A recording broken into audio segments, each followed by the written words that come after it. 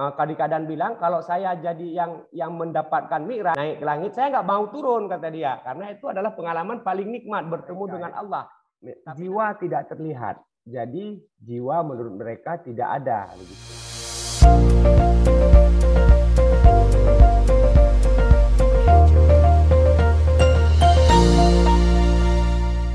Assalamualaikum warahmatullahi wabarakatuh. Alhamdulillah raditu billahi rabba bil islami dina wa bi Muhammadin nabiyya wa rasulah. Rabbi shrah li sadri wa yassir li amri wa hlul 'uqdatam min lisani yafqahu qawli. Saya menulis sebuah artikel ya berjudul Neuroscience, itu berangkat dari sebuah amatan saya dari pembicaraan seorang pengamat sains. Di kata dia ketika membicarakan tentang neuroscience, dia mengatakan bahwasanya ilmu neuroscience itu dibangun berdasarkan sebuah dugaan. Dia mengatakan bahwasanya neuroscience itu hadir pasca komputer ditemukan. Jadi para ilmuwan menduga kesadaran manusia itu muncul dari mirip seperti diduga ya, ini dugaan. Mereka menduga kesadaran manusia itu muncul sebagaimana sistem kerja komputer juga.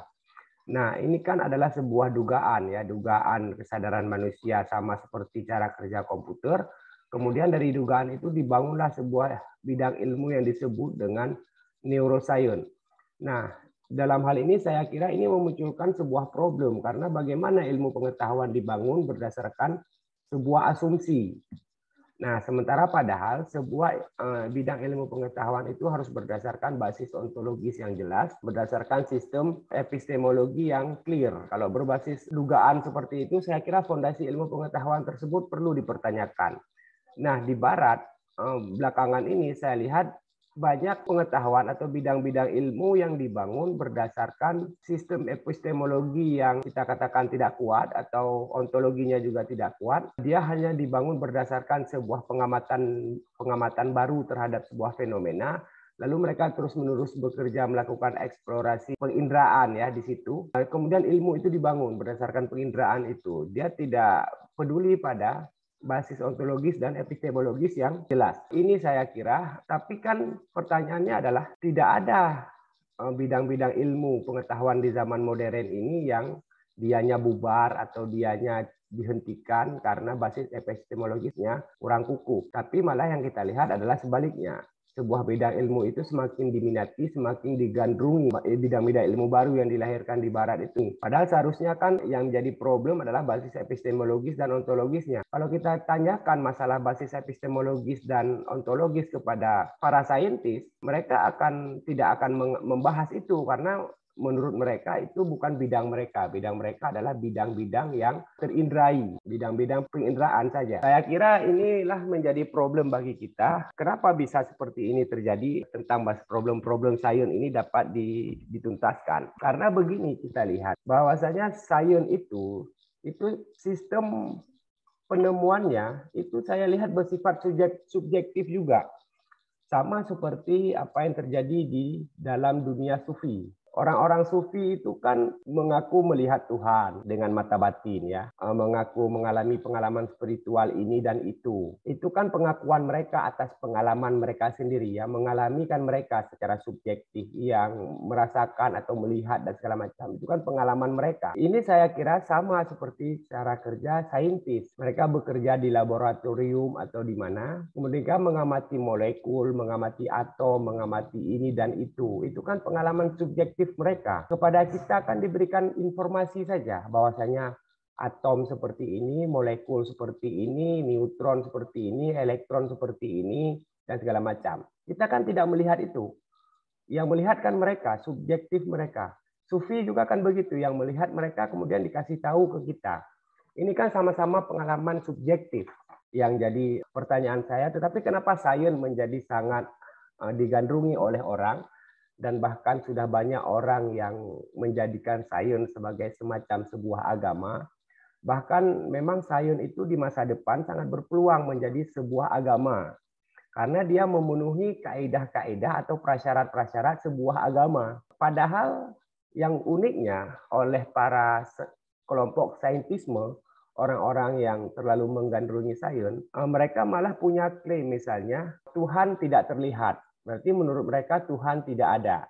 ada sebagian dari mereka ya, jiwa tidak terlihat. Jadi jiwa menurut mereka tidak ada. Jadi yang tidak terlihat diklaim tidak ada. Seharusnya kan kelompok saintisme bekerja sama seperti saintis itu bekerja.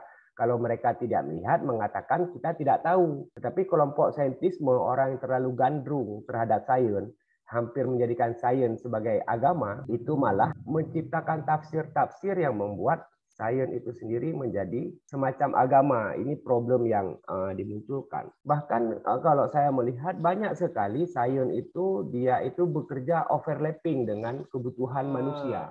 Hal yang memang perlu menjadi catatan kita dalam perkembangan sains adalah bagaimana sains itu selayaknya memang bekerja pada ranahnya sendiri, yaitu ranah ilmu pengetahuan yang berbasis pada panca indera. Yang menjadi masalah hari ini adalah orang-orang yang kemaruk sains ya. Kalau mengutip istilah daripada GM itu mualaf sains, baru kemarin kenal sains, sudah menjadikan sains sebagai dewa, melebihkan sains daripada hal-hal yang mampu digarap oleh sains itu sendiri.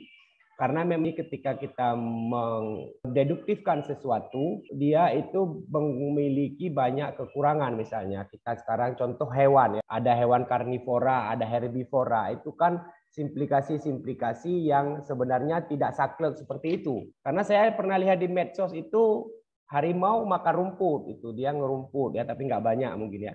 Ada juga pernah saya lihat sapi itu makan anak ayam. Entah kebetulan dia nggak lihat termakan oleh dia, nggak tahu, tapi itu viral ya. Ini contoh daripada pembagian karnivora, herbivora juga adalah sebuah simplikasi. Tetapi simplikasi ini ada manfaatnya, yaitu membuat kita mudah memahami. Saya lihat bagaimana sains itu juga oleh orang-orang yang mengembangkan sains, dia juga punya kepentingan ya, bukan saintisnya yang bekerja di laboratorium ya, tetapi orang-orang yang bisa jadi memodali sains, orang-orang yang berusaha agar sains itu menjadi tidak hanya sebagai sebuah ilmu pengetahuan saja, tetapi mereka mengusahakan sains itu menjadi worldview, menjadi pandangan hidup, begitu ya, menjadi alat pemetaan dan pemetaan masyarakat dan segala macam untuk mengendalikan masyarakat dan seterusnya. Di antara hasil dari sains itu adalah teknologi.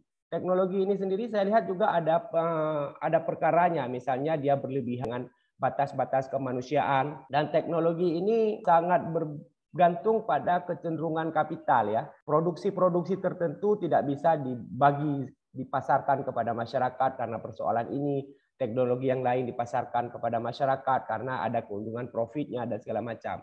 Jadi ini tidak murni sebagai teknologi untuk memudahkan manusia, tetapi ada cost yang dibayar oleh masyarakat untuk sains ini. Kemudian kita melihat bahwasanya Islam itu adalah sebuah basis moral untuk membatasi kita dari kerja-kerja yang berbahaya nantinya bagi kemanusiaan, bagi lingkungan dan segala macam. Islam itu sangat mengenal pembatasan-pembatasan. Kenapa orang-orang di Barat itu bisa sangat berlebihan, atau dalam istilah orang maju ya ilmu pengetahuannya, karena mungkin mereka tidak melihat batas-batas moral itu sehingga menciptakan bom atom, menciptakan nuklir dan segala macam. Kalau dalam Islam itu ada pembatasan, misalnya ekonomi Islam misalnya. Ekonomi Islam itu bukan untuk mencari keuntungan sebanyak-banyaknya. Ekonomi Islam itu adalah ekonomi untuk mensejahterakan kita bersama. Apabila kita mencari keuntungan tanpa batas, itu bukan ekonomi Islam namanya, tetapi itu adalah kapitalisme. Ekonomi kapital adalah ekonomi mencari keuntungan sebanyak-banyaknya. Jadi kalau kita lihat perusahaan-perusahaan keuangan, keuntungannya makin tambah, paradigmanya itu perlu dilihat kembali. Karena dalam Islam itu sangat membatasi hal itu. Jadi kita share keuntungan, share kebahagiaan. Karena dalam sejarah, lembaga keuangan Islam adalah lembaga untuk mesejahterakan masyarakat, bukan mesejahterakan kelompok individu tertentu. Apa yang bisa diberikan oleh pengalaman mistik? Kita membuktikan pengalaman mistik dia itu adalah valid. Kalau kata Iqbal, menurut dia bagaimana itu dapat memberikan efek kepada masyarakat. Kalau orang pengalaman spiritualnya bagus, berarti validasinya adalah tindakan moral dia yang menjadi lebih baik. Sebagaimana Iqbal mengutip dari pernyataan Qadi Qadan ya. Qadi Qadan bilang, kalau saya jadi yang mendapatkan mi'raj, kata dia, naik ke langit, saya nggak mau turun, kata dia. Karena itu adalah pengalaman paling nikmat, bertemu dengan Allah. Tapi Nabi Muhammad turun. Nah, kata dia, kenapa Nabi Muhammad turun? Kata Iqbal, Nabi Muhammad turun karena memang pembuktian pengalaman mistik yang terbaik itu adalah bagaimana Anda memberikan kontribusi kepada masyarakat, kepada sosial. Tidak sendiri mengalami itu, tetapi bagaimana men-share itu. Ketika Nabi Muhammad mengalami perjumpaan dengan Tuhan, beliau turun membawa solat kepada kita. Yang mana itu adalah katakanlah hadiah bagi umat manusia untuk dapat merasakan kenikmatan spiritualitas sebagaimana yang dirasakan oleh Nabi Muhammad. Saya kira demikian, lebih kurang mohon maaf. Assalamualaikum warahmatullahi wabarakatuh.